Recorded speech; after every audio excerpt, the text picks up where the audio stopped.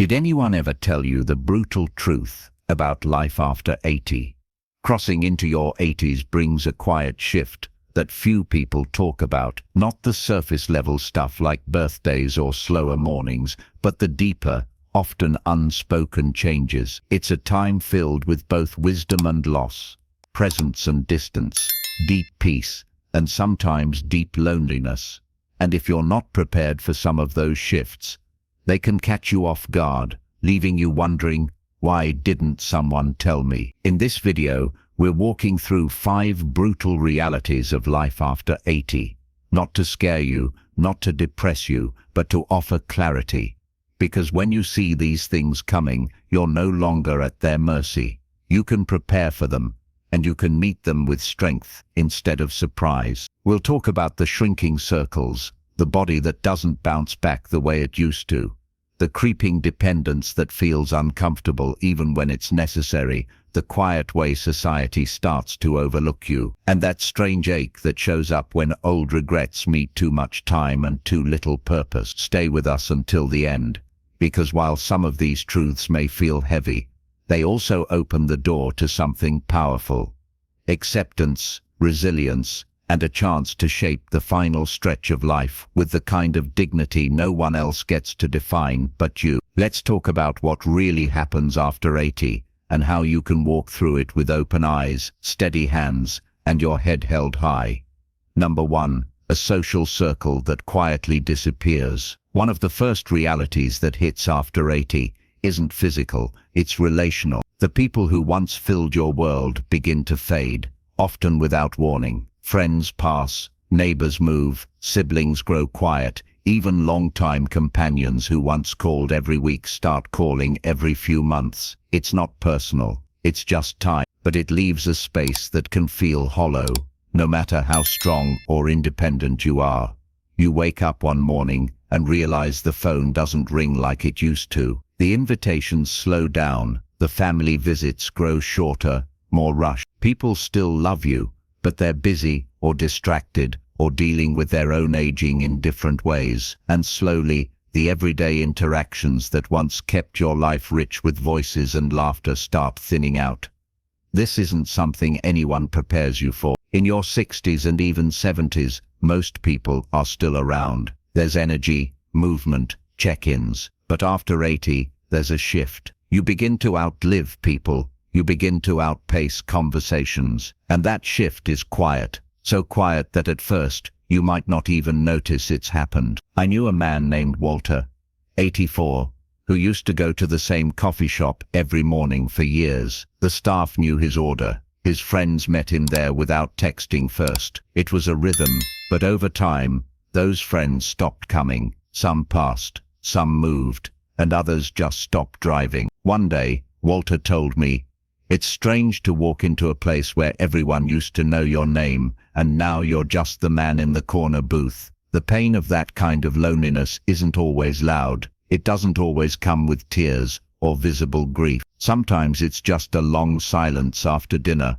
or a walk that feels a little too quiet. It's realizing that the list of people who really know you is getting shorter, and you can't stop it. But knowing this reality means you can do something about it. You can open new doors even when others have closed. You can stay connected on your terms, whether through a church group, a weekly lunch, a phone call you initiate, or even a letter. Because after 80, connection doesn't come to you the way it once did. You have to go get it, and that takes courage. But you've made it this far. You already have that courage in you. Number 2, a body that stops bouncing back. By the time you reach 80, your body doesn't whisper, it speaks clearly. The little aches that used to come and go now linger. The fatigue that once passed after a nap might stretch into the next day. And the truth that catches many people off guard is this: after 80, even small health problems can change your life overnight. You might wake up feeling fine, go about your day, and by evening something feels off. A little dizziness, a sore leg, a cough that sticks around longer than expected. And suddenly, you're sitting in a waiting room, hearing words like monitoring, imaging, or possible admission. What used to be brushed off with rest now demands attention. And often, there's no going back to how things were before. What makes this stage so difficult isn't just the physical pain, it's the unpredictability. You can do everything right, eat well, move gently, get your sleep, and still feel like your body is one step ahead of you, making decisions you didn't agree to. A misstep on the stairs can lead to weeks of recovery. A stomach bug can drain you for days. And even when you recover, things don't always return to normal. Your balance might feel off. Your breathing might take more effort. The bounce back isn't what it used to be. I once met a woman named Gloria, 81, who was sharp, active, and proud of her independence. She loved tending her backyard garden, walking the neighborhood, staying engaged with her book club. But after a minor fall while trimming a rosebush, everything changed. It wasn't the injury, it was the aftermath. Weeks of rest turned into months of reduced strength. Her confidence slipped. I thought I was just taking a break, she said, but my body treated it like a full stop. That's the part no one tells you. At 80, rest is not always restorative in the same way. It can turn into decline if you're not careful. And sometimes, even when you're careful, your body decides to slow down anyway. You realize you're not bouncing back, you're adapting forward. But here's the strength in knowing this. You start honoring your energy more wisely. You learn to pace yourself, not out of fear, but out of respect for what your body has carried you through. You treat health not as a guarantee, but as a daily practice, a sacred one. And when you do that, even if the bounce is gone, your footing becomes steadier. You walk slower, but more aware. You rest longer, but more intentionally. And you begin to see that even a slower body can still carry a strong spirit. If you're still watching this video and finding these insights valuable, please comment number 2 below to let me know you're here. And if you haven't subscribed yet, I recommend you subscribe and turn on the bell so you don't miss any videos. Your support helps us continue creating good content to inform and inspire you. Now, let's move forward. Number 3. A growing need for help. No matter how independent you are, one of the hardest pills to swallow after 80 is this. You start needing help for things you used to do without thinking. It doesn't happen all at once. It creeps in quietly, subtly, until one day you notice. You're avoiding the high cabinets. You're holding on to the railing just a little tighter. You're hesitating before getting behind the wheel on a rainy day. And even though part of you still feels capable, another part knows some things aren't as easy anymore. What makes this reality difficult isn't just the physical shift, it's the emotional one. For those who've lived decades taking care of others, the thought of becoming the one who needs help can feel deeply uncomfortable. You may start feeling like a burden, or you may begin hiding what you can't do, skipping the grocery trip, not telling your kids you tripped, trying to fix the light bulb on your own, even though your shoulder's been hurting for weeks. The desire to stay independent doesn't go away. If anything, it grows strong. But the truth is, independence after 80 looks different than it did at 60. It's not about doing everything alone, it's about knowing when to ask for help, and being brave enough to accept it. I knew a man named Eugene, 85, who prided himself on doing everything himself. He had lived through war, raised 4 kids, built his own shed out back with nothing but spare wood and determination. But one winter, he slipped on his icy driveway. No broken bones, just bruised pride. He didn't tell anyone. But his daughter noticed something was different. She started showing up once a week to bring groceries and stay for coffee. At first, Eugene resisted. "I'm fine," he'd say. But over time, that coffee became a ritual. And eventually, he admitted something that surprised even him. It's nice, not having to carry everything alone. That's the shift. It's not weakness, it's wisdom. Knowing that accepting help isn't a loss of independence. It's a way of protecting it. Because when you allow someone to help you climb the stairs or drive you to the doctor or carry that heavy bag, you're actually giving yourself more years of doing what matters most. And not all help has to come from people. It can be a grab bar in the shower, a stool in the kitchen, a reminder on the fridge. These little supports don't take away your dignity, they preserve it. After 80, the bravest thing you can say might just be, I could use a, because the older you get, the more strength you show by choosing safety over pride, peace over struggle, and connection over isolation. Number 4. A presence the world starts to overlook. One of the more painful realities of life after 80 isn't about your body or your memory, it's about your presence. Slowly, you begin to feel invisible. Not to the people who love you, maybe, but to the world at large. The cashier looks past you, to the person behind you. The doctor talks to your adult child instead of you. The server at the restaurant assumes you can't hear or think or decide for yourself. It's subtle at first, then it becomes more frequent, and even if you try to brush it off, it lands somewhere deep, because no matter how old we are, we still want to be seen. And when you've lived a full life, worked, raised a family, made decisions, weathered storms, it's jarring to feel dismissed just because your skin has folded or your hair has grayed. What hurts more is that it's rarely meant with malice. A fast world that forgets slow steps still carries stories. A society obsessed with youth that forgets the strength it took to reach this age. And unless you speak up, you risk shrink, not because you've lost your voice, but because others stop listening. I remember a woman named Irene, 86, who volunteered at a local museum. One day, a visitor asked the staff a question she could have answered in her sleep. After all, she lived through that very decade of history. But the question skipped right over her. When I asked her how she felt, she just smiled and said, I'm used to it. But there was sadness in that smile, the kind that comes from being seen as furniture instead of fire. But you are not furniture. You are not background.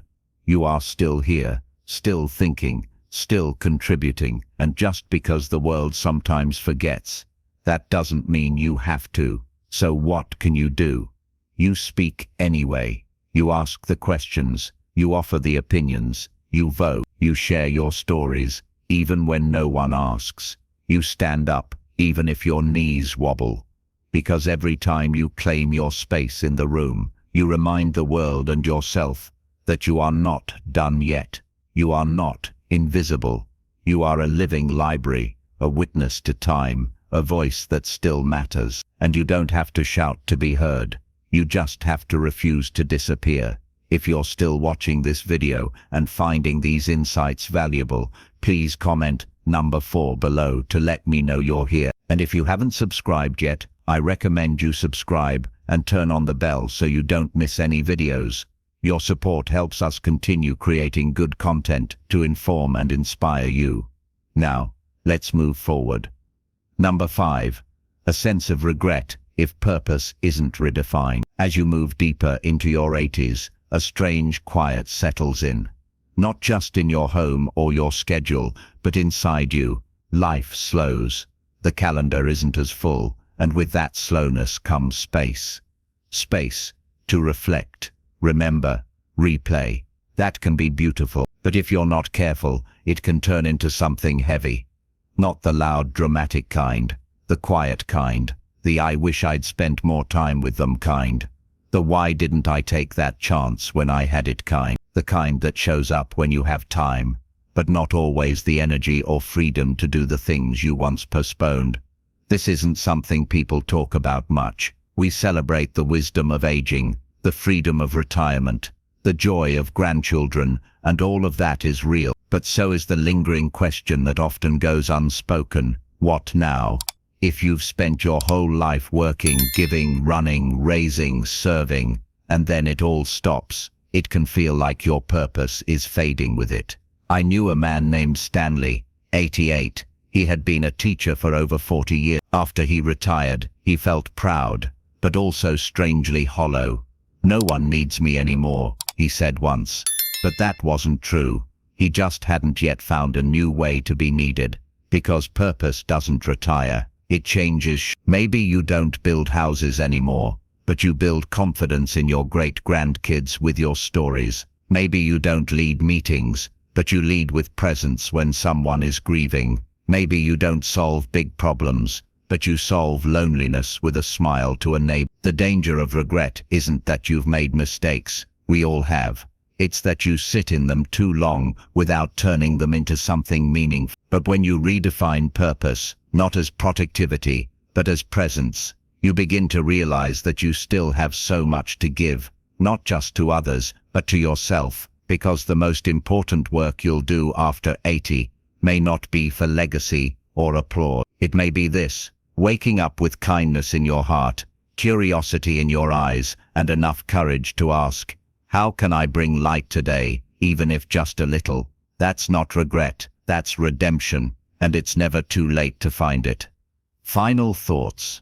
Reaching your 80s is no small thing. It's a landmark built on decades of love, loss, effort, change, and resilience.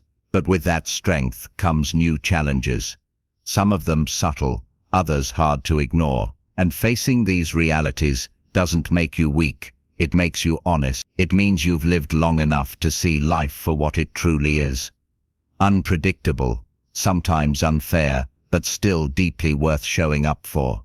So which of these 5 realities struck you the most? Was it the silence that comes when your social world begins to shrink? The frustration of a body that doesn't recover like it used to?